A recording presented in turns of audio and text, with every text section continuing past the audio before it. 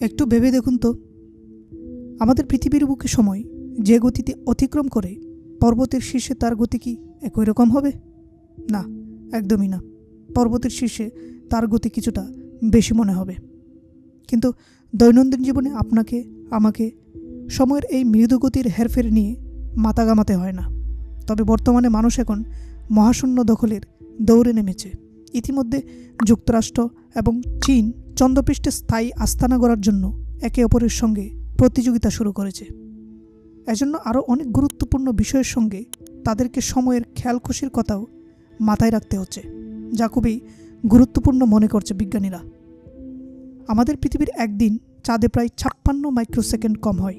আপাত দৃষ্টিতে 56 মাইক্রোসেকেন্ড অতি ক্ষুদ্র প্রতীয়মান হলেও সময়ের এই হেরফের জমতে জমতে একসময় তা বড় অসঙ্গতির কারণ হতে পারে। বর্তমানে নাসার পাশাপাশি আন্তর্জাতিক অংশীদার মহাকাশ সংস্থাগুলো সময়ের এই ধাঁধা সমাধানের চেষ্টা করছে। নাসার গুডার্ড স্পেস ফ্লাইট সেন্টারের চান্দ্র অবস্থান, নেভিগেশন, সময় ও মান বিষয়ক প্রধান শেরিল গ্রাম্বলিং বলেন, নাসা চাঁদের জন্য স্রেফ নতুন একটা টাইম জোন তৈরি করার চেষ্টা করছে না, বরং চাঁদের সময় দ্রুত চলার বিষয়টি মাথায় রেখে এটি ও এর সহযোগী সংস্থাগুলো চাঁদের জন্য সম্পূর্ণ নতুন একটি টাইম স্কেল তৈরি করতে চাচ্ছে। এই টাইম স্কেল চন্দ্রপৃষ্ঠে অভিযান চালানো সব দেশ মেনে চলবে। হোয়াইট হাউস চাচ্ছে 2026 সালের শেষ নাগাদ নাসা চাঁদের জন্য এমন নতুন সময় মাত্রা ঠিক করুক, ওই বছরই 5 দশকের মধ্যে প্রথমবারের মতো চাঁদে পুনরায় নভোচারী পাঠাতে চাই নাসা। ভবিষ্যতে নভোচারীরা আর চাঁদে হেঁটে বেড়াবেন না, বরং তারা বিশেষ গাড়িতে চড়ে চাঁদে ঘুরে বেড়াবেন, একে অপরের সঙ্গে যোগাযোগ করবেন। আমরা আগেই বই পড়ে জেনেছি, প্রাচীনকালে মানুষ সূর্য ঘড়ি বা পাথর সাজিয়ে সময়ের হিসাব করত। তাতেই তাদের কাজ চলে যেত। তারপর 14 শতকে তৈরি হলো মেকানিক্যাল ঘড়ি। তখন সময়ের হিসাব আরও সূক্ষ্মভাবে গণনা করাটা আরও বেশি গুরুত্বপূর্ণ হয়ে উঠল। 20 শতকের শুরুতে সেকেন্ডের হিসাব আরও জটিল হয়ে উঠল। এক্ষেত্রে বিশেষ অবদান রেখেছেন বিজ্ঞানী আলবার্ট আইনস্টাইন। বিশেষ ও সাধারণ আপেক্ষিকতা তত্ত্ব হাজির করে জার্মান বংশোদ্ভূত এই বিজ্ঞানী পদার্থবিজ্ঞানের দুনিয়ায় আলোড়ন ফেলে দিয়েছিলেন। দ্য প্ল্যানেটারি সোসাইটির প্রধান বিজ্ঞানী ডক্টর ব্রুস ব্যাটস বলেন, বিজ্ঞানী আইনস্টাইনের সাধারণ আপেক্ষিকতা তত্ত্বের বরাতে জানা গেল অভিকর্ষ সময়কে মন্তর করে দেয়। পৃথিবীর সেকেন্ডের ধারণা মানুষের তৈরি, এটার হিসেবও বেশ জটিল।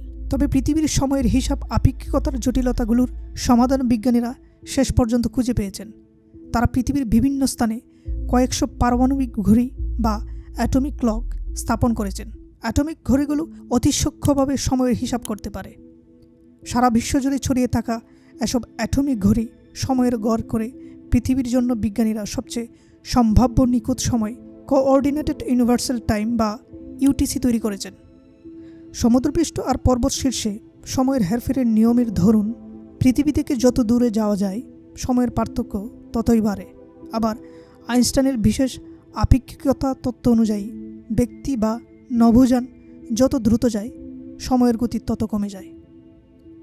প্রশ্ন হওয়াটা স্বাভাবিক যে তাহলে আন্তর্জাতিক মহাকাশ স্টেশনের ক্ষেত্রে সময়ের জটিলতা কিভাবে খাটানো হলো? US national institute of standards and টেকনোলজির একজন তাত্ত্বিক পদার্থবিজ্ঞানী ডক্টর বিশ্বনাথ পাটলা জানান, আইএসএস পৃথিবী পৃষ্ঠ থেকে প্রায় 322 কিলোমিটার উপরে থাকলেও এটি বেশ তীব্র দ্রুতিতে পৃথিবীকে দৈনিক 16 বার প্রদক্ষিণ করছে। ফলে আপেক্ষিকতার প্রভাব উচ্চতা ও দ্রুতির সাপেক্ষে সময়ের পার্থক্য খুব বেশি থাকছে না। তাই নভোচারীরা সহজেই পৃথিবীর সময় ব্যবহার করতে পারেন। কিন্তু অন্য মিশনের জন্য সময় গণনা এতটা সাদাসিধা হয় না। এসব জটিলতা সমাধানের জন্য বিজ্ঞানীরা কাজ করে যাচ্ছেন। মহাকাশযানগুলোতে তারা অসিলেটর নামক স্বতন্ত্র এক ধরনের ঘড়ি যুক্ত করেছেন। ওগুলো নিজেদের সময় ব্যবহার করে, কিন্তু এসব মহাকাশযান আবার পৃথিবীতে থাকা ভূস্টেশনের উপর নির্ভর করে। অর্থাৎ ওগুলো যা কিছু করছে সব কিছুকে ইউটিসির সঙ্গে সমন্বয় করা হচ্ছে। গত 50 বছর ধরে পৃথিবীকে কেন্দ্র করে ঘোরা জিপিএস স্যাটেলাইটগুলোতে থাকা অ্যাটমিক ঘড়িগুলোর সময়ের হিসেবও রাখছে বিজ্ঞানীরা। বিজ্ঞানী পাটলা জানান, আমরা সহজে জিপিএসের ঘড়ির সঙ্গে পৃথিবীর ঘড়ির তুলনা করতে পারি। এমনকি বিজ্ঞানীরা জিপিএস ঘড়ির গতি কমানোর পদ্ধতিও তৈরি করেছেন বলে জানান তিনি।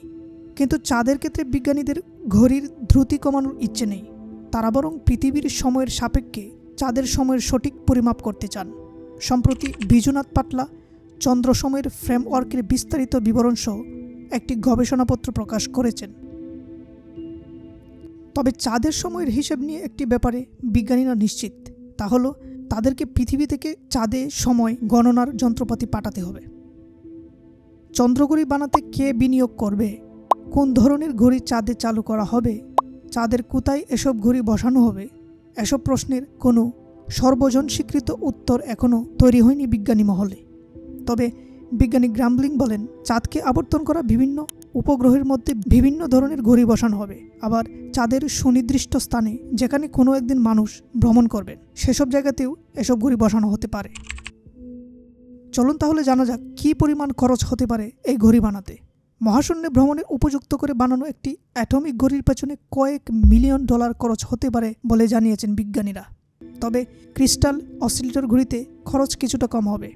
কিন্তু পাটলা জানান, সস্তা অসিলেটর ঘড়িতে কয়েক মিলি সেকেন্ডের হেরফের থাকতে পারে।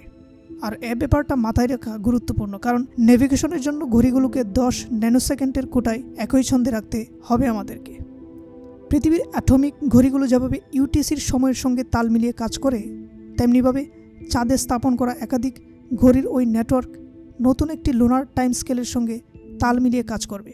নতুন এই টাইম স্কেলকে নাসা ও অংশীদারেরা লুনানেট হিসেবে অভিহিত করেছেন। বিজ্ঞানীরা জানান, আপনি লুনানেটকে ইন্টারনেট ও বৈশ্বিক নেভিগেশন স্যাটেলাইট সিস্টেমের একটি সমন্বিত রূপ হিসেবে চিন্তা করতে পারেন। নাসার জন্য অংশীদারদের সঙ্গে চাঁদে ঘড়ি স্থাপনের আলাপ এখন পর্যন্ত খুব ইতিবাচক বলে মন্তব্য করেছেন গ্রামলিং। আমরাও অপেক্ষায় থাকলাম ঘড়ি তৈরি এবং স্থাপন পর্যন্ত। আপনারাও আমাদের সাথেই থাকুন।